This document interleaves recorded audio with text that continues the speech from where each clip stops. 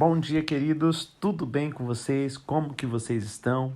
Estamos iniciando mais um dia de meditação no livro de Salmos e hoje vamos meditar no capítulo 30, 31 e 32. Aqui quem vos fala é o pastor Mesaque.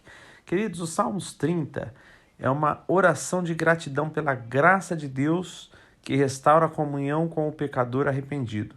Conforme diz o cabeçalho, essa composição de Davi foi destinada ao louvor na dedicação da casa, ou seja, um cântico para uso quando fosse completada a construção do templo, uma obra projetada por Davi e realizada depois de sua morte pelo seu filho e sucessor Salomão. Apesar de ser um hino preparado para um momento de comemoração nacional de Israel, o tom do Salmo 30 é pessoal, uma mensagem de redenção da própria vida de Davi. Ele inicia esse salmo no verso 1 ao 3, né? Eu te exaltarei, ó Senhor, porque tu me livraste, não permitiste que os meus inimigos se regozijassem contra mim, Senhor. Deus meu, clamei a ti por socorro e tu me saraste. Da cova fizeste subir a minha alma, preservaste-me a vida para que não desceste à sepultura. Davi havia chegado à beira da morte e sobreviveu somente pela graça de Deus. Com certeza, essa linguagem pode incluir sua salvação diante das perseguições de Saul, durante a rebelião de Absalão e das várias batalhas de conquista. Mas fica evidente nos versos seguintes que Davi pensava em momentos de afastamento de Deus, consequência dos seus próprios pecados. Ele continua no verso 4 e 7. Como é normal nos hinos de Davi, ele chama todos os servos do Senhor a participar do louvor, sempre exaltando o nome de Deus. Mas os motivos citados vêm da sua própria experiência. Ele viu a grande diferença entre a ira e a graça de Deus, pois a ira passou e a graça permanece. Depois do livramento, é fácil cair no erro da autoconfiança. Davi confessa essa falha. Ele havia cometido esse erro de confiar em si, pensando que nunca seria abalado. Depois de Deus dar para Davi grandes vitórias sobre Saul, Absalão e as nações ao seu redor, ele decidiu, sem permissão divina, fazer um censo da nação de Israel. Deus não se agradou dessa decisão do rei, que enviou um castigo severo que custou a vida de 70 mil homens e ovelhas sob o cuidado deste pastor de Israel. Nós vemos essa passagem em 2 Samuel 24, 1 ao 17. Agora, o vínculo desse pecado de Davi com o Salmo 30 nos parece evidente quando consideramos o desfecho da história, que ele procurou o perdão. Então, assim, é uma possibilidade do Salmos 30 ter ligação com essa passagem de 2 Samuel 24, 1 ao 17. Nós vemos aqui no verso 8 e 10, ele fala assim: olha, por ti, Senhor, clamei ao Senhor, implorei. Que proveito obterás do meu sangue quando abaixo da cova? Louvar-te-á porventura o pó, declarará ele a tua verdade. Ouve, Senhor, e tem compaixão de mim, sê tu, Senhor, o meu auxílio. Na busca da compaixão de Deus, Davi obedeceu às instruções divinas e comprou um terreno onde se fez sacrifício ao Senhor, lá em 2 Samuel 24, 18 a 25. Uma vez perdoado por Deus, parece que Davi dedicou o resto de sua vida aos preparativos para a edificação do templo neste mesmo lugar e a organização dos cultos de adoração em Jerusalém. A graça de Deus demonstrada ao rei Davi motivou esse salmista a se dedicar de coração ao louvor do Senhor. Ele conclui o salmo com esta mensagem alegre dos versos 11 e 12. Converteste o meu pranto em folguetos, tiraste o meu pano de saco e me cingiste de alegria, para que o meu espírito te cante louvores e não se cale. Senhor Deus meu, graças te darei para sempre.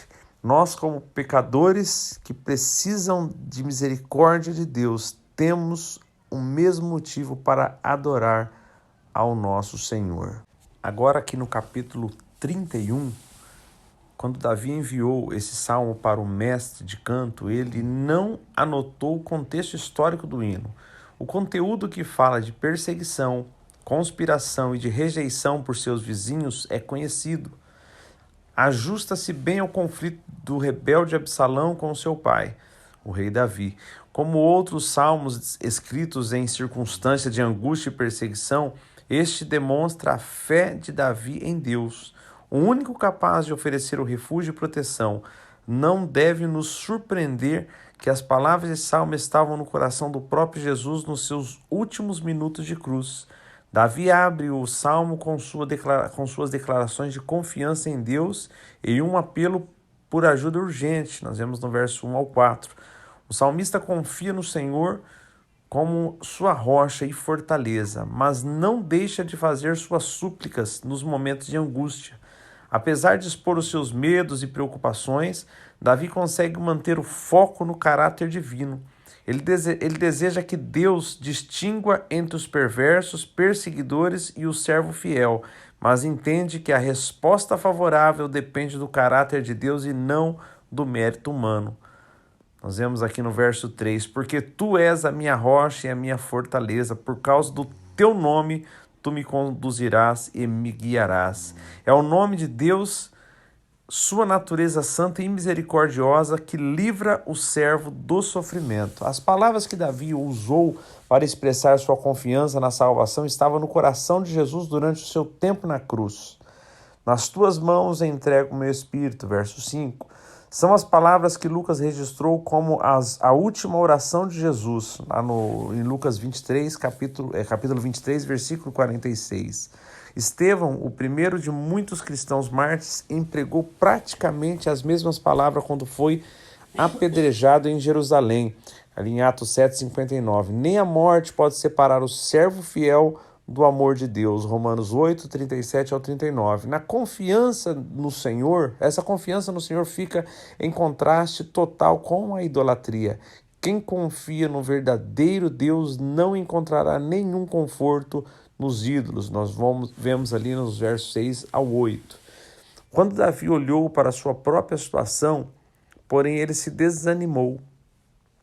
Nós vemos aqui no verso 9 e 10, compadece-te de mim, Senhor, porque me sinto atribulado.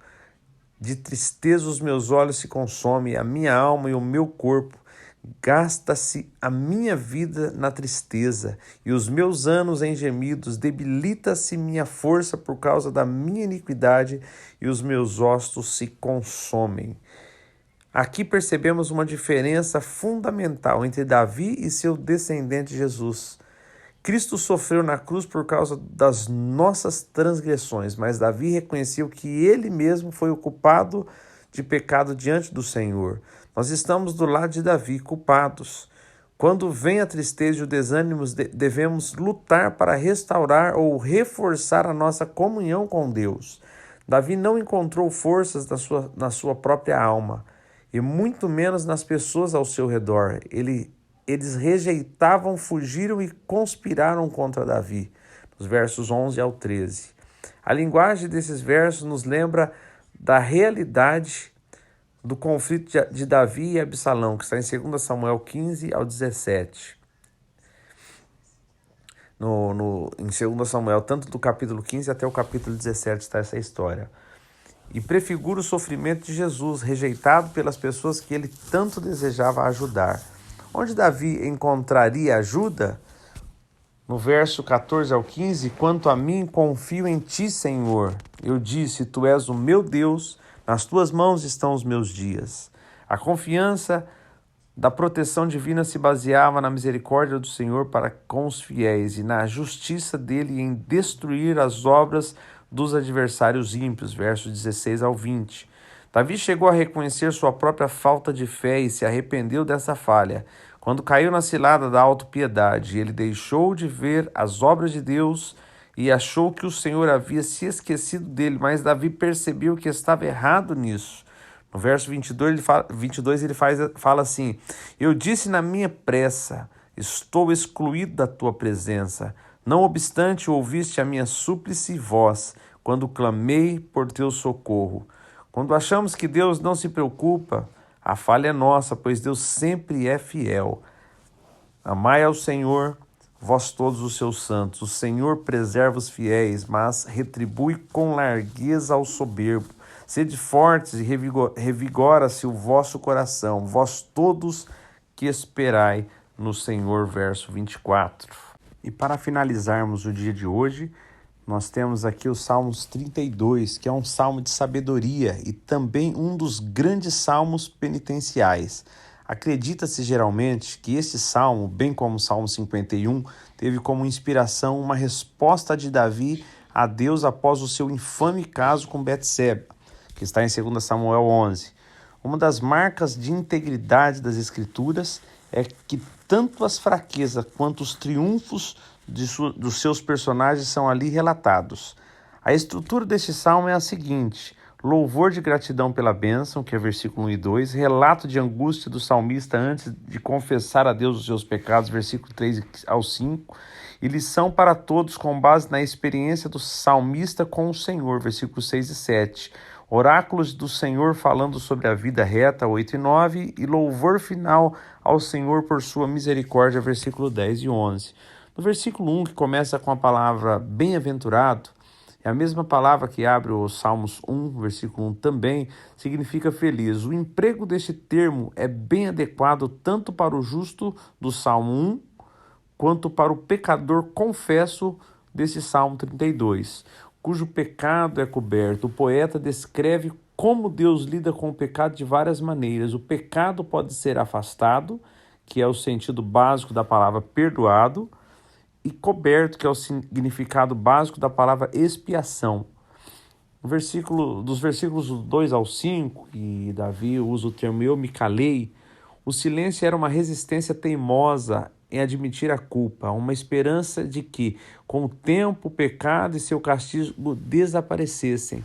Porém, quanto mais Davi adiava sua confissão, mais sofria. Ele percebeu que não era somente sua consciência ou seus sentimentos que o atormentavam, mas a pesada mão de Deus. Salmos 38, do 1 ao 6 e o 8 também. Quem quer que tenha sido ferido, o principal ofendido em qualquer pecado sempre é o Senhor. Ele usa o termo também, tu perdoaste.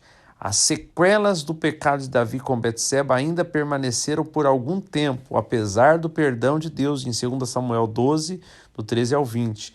Neste momento, no entanto, a grande notícia era o perdão de Deus. O Senhor havia restaurado seu relacionamento com Davi. No verso 6, Davi usa o termo aquele que é santo. Com base em sua própria experiência, Davi orienta a congregação. Ela também poderá obter o perdão de Deus se entrar na presença do Senhor com fé, como fez Davi. No verso 7, esse salmo possui mudanças rápidas e dramáticas. Após se dirigir à congregação, Davi fala diretamente a Deus: tu és o lugar em que me escondo.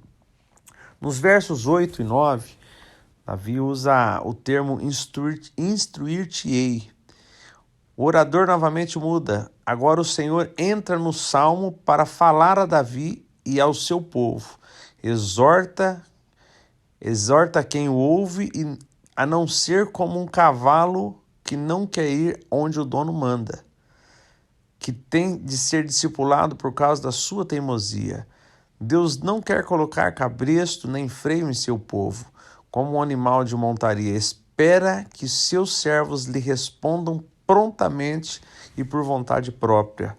No verso 10 e 11, o salmista ali apresenta um contraste entre as muitas dores do ímpio e a alegria do pecador perdoado, e conclama então o justo a se unirem a ele em louvor a Deus por sua maravilhosa misericórdia. Queridos, e finalizamos mais um dia de meditação da palavra do Senhor, e como esse Salmos 32 fala, quando nós observamos e estudamos quando Davi pecou, quando ele foi ser confrontado ali pelo profeta Natã, e a oração de arrependimento, Salmo 51, esse salmo, se nós pegarmos um estudo sobre esse acontecimento na vida de Davi, embora ele cometeu um adultério com a mulher de Urias, com Betseba, embora ele mandou uma carta para que Joabe colocasse Urias no fronte da batalha para que ele viesse morrer num contra-ataque, ainda instruiu que deixasse ele meio ali em apuros para que ele fosse morto. Então nós vemos que ele pecou contra Urias, pecou ali contra a nação, mas quando Davi se relaciona, quando Davi vai lá se reconciliar, pedir perdão ao Senhor, a oração de Davi é assim: Senhor, somente contra ti somente eu pequei. Então nós vemos que Davi ali nos ensina que o pecado que cometemos sempre ele é contra Deus.